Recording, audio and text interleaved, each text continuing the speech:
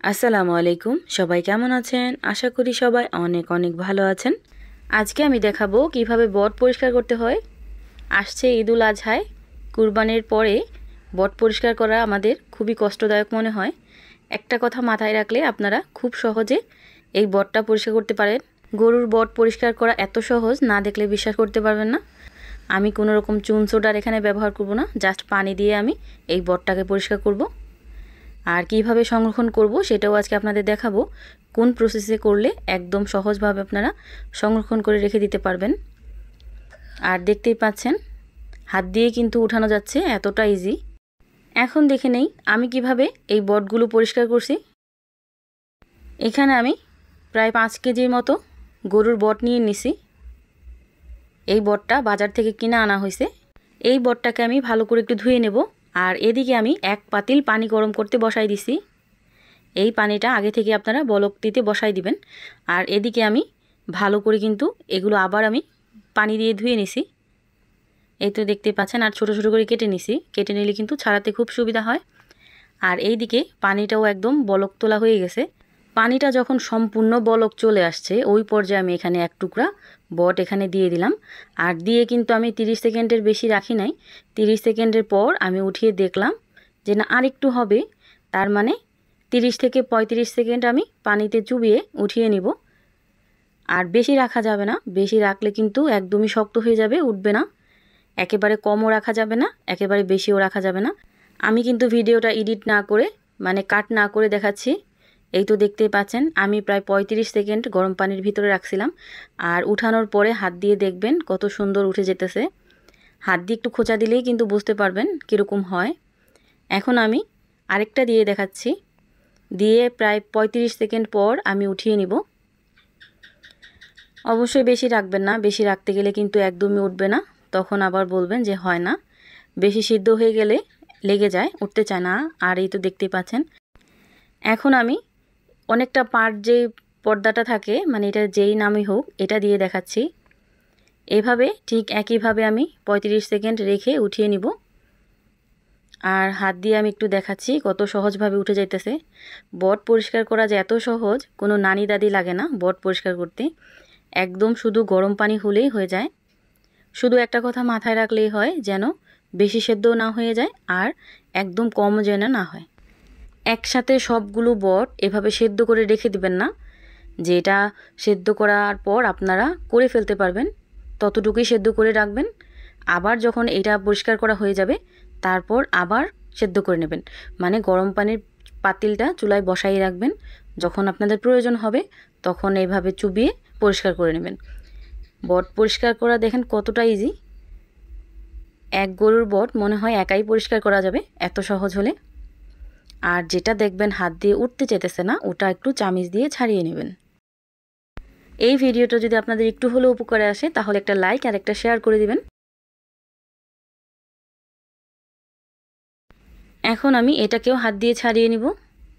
আর এই তো দেখতেই পাচ্ছেন হাত দিয়ে ধরলে কিন্তু একদম ইজিভাবে উঠে যেতেছে। এটা তো চামিচ দেওয়ার কোনো প্রয়োজন নেই।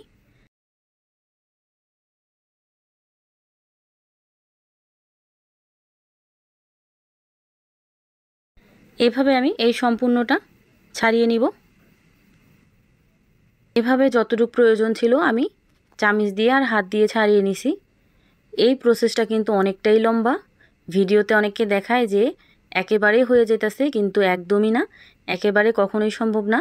এই প্রসেসটা অনেকটাই দীর্ঘ সময়ের। এখন হাত দিয়ে ছাড়ানোর পরে আমি বটি দিয়ে এইভাবে আঁচড়িয়ে নিতেছি, যেন ভিতর থেকে ময়লাটা পড়ে যায়। এই তো এইভাবে আমি আরও ভালো করে ছাড়িয়ে নিব।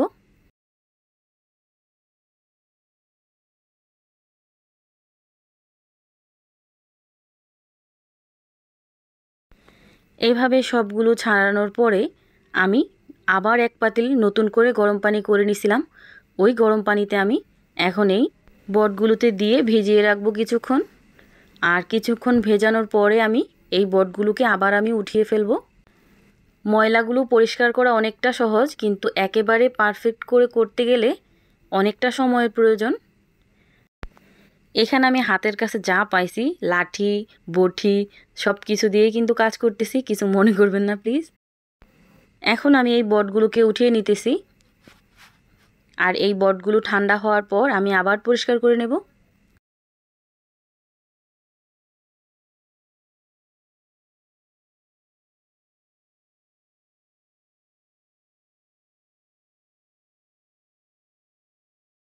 এই যে বটগুলো উপরের পাটটা তো পরিষ্কার হয়েছে, এখন এই যে বাইরের পাটটা যে আছে অনেকটার বাইরের পাটের ভিতরে অনেকটা ময়লা থাকে, এই ময়লাগুলো হাত দিয়ে বটি দিয়ে সুন্দর করে ক্লিন করে নিতে হবে।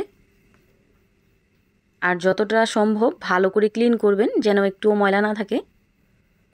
আর এইভাবে আমি ভালো করে সবগুলো পরিষ্কার করে নেব।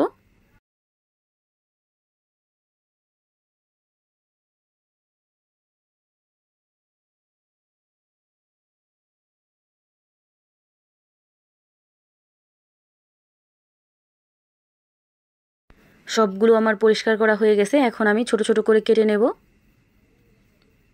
আপনারা চাইলে চাকুর সাহায্যে কেটে নিতে পারেন, আমি কিন্তু সব কাজই বটি দিয়ে করি, কারণ আমরা বটিতে কাটতে অভ্যস্ত। আপনারা আপনাদের পছন্দ মতো পিসগুলো করে নেবেন, বড়ও রাখতে পারেন বা আরও ছোট করতে পারেন।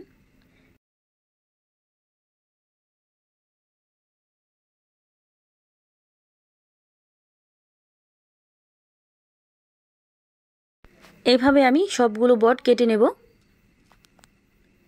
এই তো সবগুলো বট আমার কাটা হয়ে গেছে, আর এইভাবে আমি 5 থেকে 7 বার ভালো করে পানি দিয়ে ধুয়ে নিছি, নর্মাল পানি দিয়ে।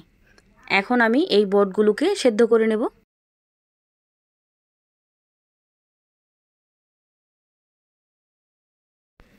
এই তো সবগুলো বট আমি এখানে দিয়ে দিছি। এখন দিয়ে দিলাম প্রায় 1 চামচের মতো লবণ, আর দিয়ে দিব 1 চামচ হলুদ মরিচের গুঁড়া, আর দিয়ে দিব পরিমাণ মতো পানি।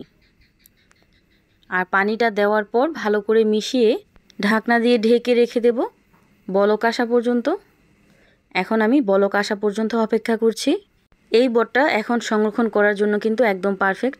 এখন শুধু একটা ভুলে ঢেলে নেবেন, আর ভালো করে একবার ধুয়ে পলি করে ডিপ ফ্রিজে রেখে দেবেন। যখন আপনার প্রয়োজন হবে তখন আপনি বের করে রান্না করে নিতে পারবেন। একটু হলেও যদি আমার এই ভিডিওটা আপনাদের কাছে ভালো লেগে থাকে তাহলে অবশ্যই আমার চ্যানেলটা সাবস্ক্রাইব করে দিবেন। আর যারা অলরেডি সাবস্ক্রাইব করে দিয়েছেন তাদেরকে অসংখ্য ধন্যবাদ। সবাই ভালো থাকবেন, সুস্থ থাকবেন। আল্লাহ হাফেজ।